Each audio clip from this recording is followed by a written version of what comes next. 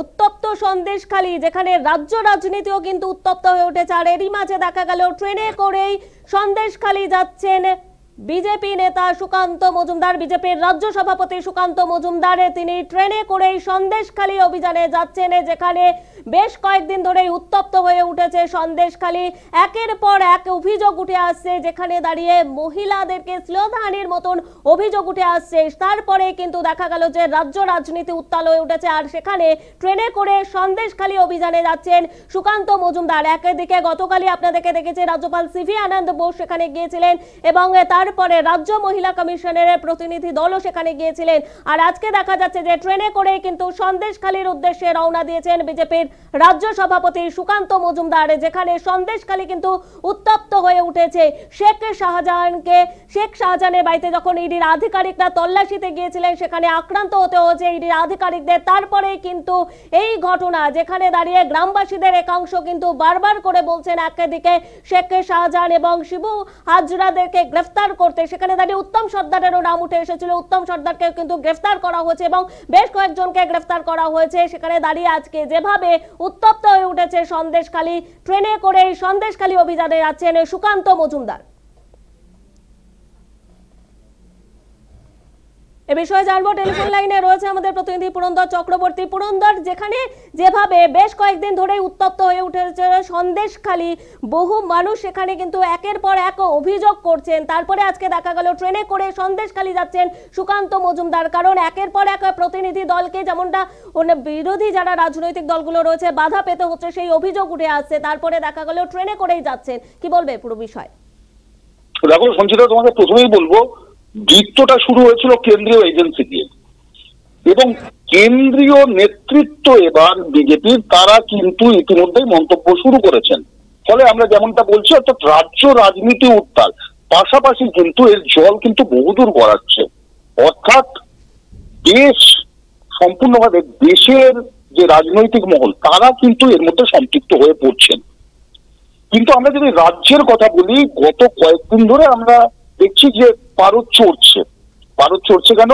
শেখ শাহজাহান অধরা ছিলেন, কিন্তু তারপরে যখন থেকে মানুষ রাস্তায় নামলেন, লাঠি ঝাঁটা হাতে মহিলারা নামলেন, এবং আমরা গতকাল দেখলাম সিভি আনন্দ বোস যখন গেলেন, তখন মহিলারা তাকে ফুলমালা দিয়ে স্বাগত জানিয়ে কেঁদে ফেললেন, তার সামনে লুটিয়ে পড়লেন, তাদেরকে বাঁচাতে আর্জি জানালেন।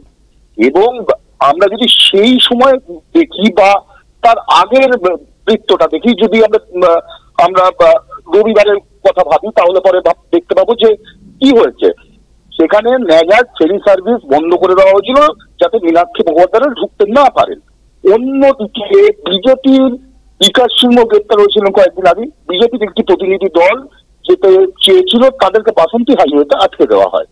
এবং গতকাল শুভেন্দু অধিকারীর নেতৃত্বে বিজেপির বিধায়করা যাচ্ছিলেন সন্দেশখালীতে, 60-65 কিলোমিটার দূরে সায়েন্স সিটির কাছে তাদের আটকে দেওয়া হয়, এবং তাদেরকে যেতে দেওয়া হয়নি, যেহেতু সুকান্ত মজুমদার বা বিজেপির নেতৃত্বরা যাওয়ার ব্যাপারে একেবারে মনস্থির করেছিলেন।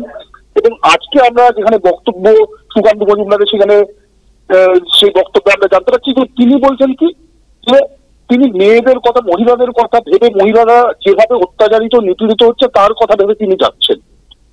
তিনি পাশাপাশি কয়েকটা গুরুত্বপূর্ণ বিষয় বলেছেন, সেখানে 2-3টি বিষয় কিন্তু এর বাইরেও রয়েছে। কিন্তু তিনি মূলত জোর দিয়েছেন যে এতদিন ধরে যে দুর্নীতির সঙ্গে যুক্ত থাকার অভিযোগ তৃণমূলের নেতা বা বিভিন্ন কর্মীদের বিরুদ্ধে উঠছিল, শাহজাহানের ক্ষেত্রে কিন্তু অন্য রূপ ফুটে উঠছে, সেটা হচ্ছে তাদের ধর্ষকের রূপ। তিনি কোট আনকোট বলছেন যে এই ধর্ষকদের এনকাউন্টার করে দিতে হবে।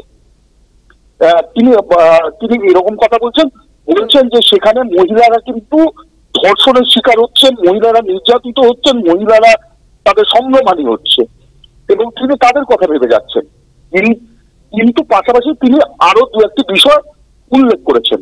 তিনি উল্লেখ করেছেন যে তৃণমূল এটাকে প্রশ্রয় দিচ্ছে। আমরা যদি শিবরাজ চৌহানের আজকে বক্তব্য দেখি বা সিপি ইরানির বক্তব্য দেখি, শিবরাজ চৌহান পরিষ্কার ভাবে বলেছেন তৃণমূল এইসব নেতাদের জায়গা করে দিচ্ছে, যাতে তারা এই দাপট চালিয়ে যেতে পারে, দৌরাত্ম্য চালিয়ে যেতে পারে।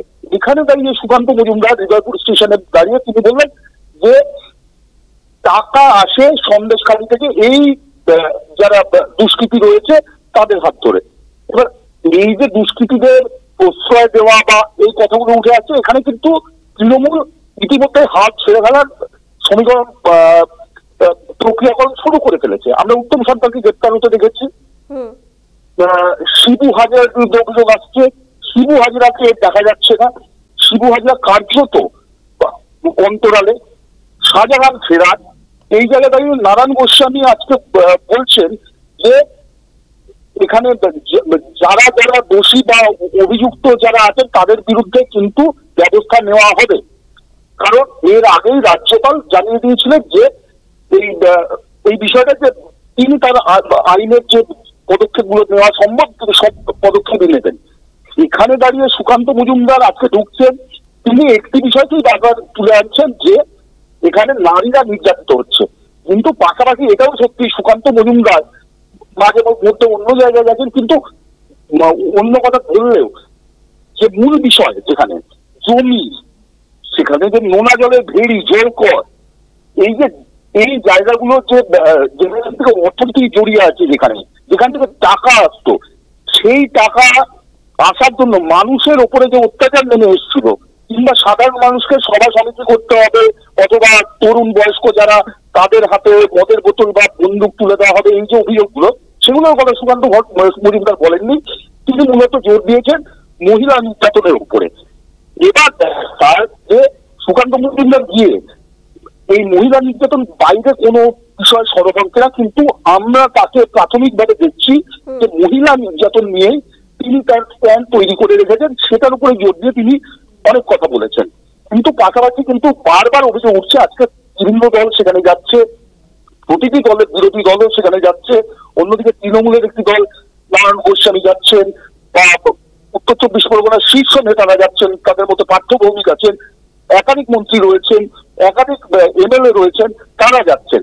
এখানে দাঁড়িয়ে দিনের শেষে যখন অভিযোগটা উঠছে যে বিভিন্ন বিষয় নিয়ে যে অত্যাচার চলেছে, জমি কেড়ে নেওয়া হয়েছে এবং অবশ্যই মহিলাদের নিগ্রহ করা হয়েছে, সেইখানে দাঁড়িয়ে কিন্তু নারায়ণ গোস্বামী পরিষ্কার বার্তা দিয়েছেন কাউকে রেয়াত করা হবে না।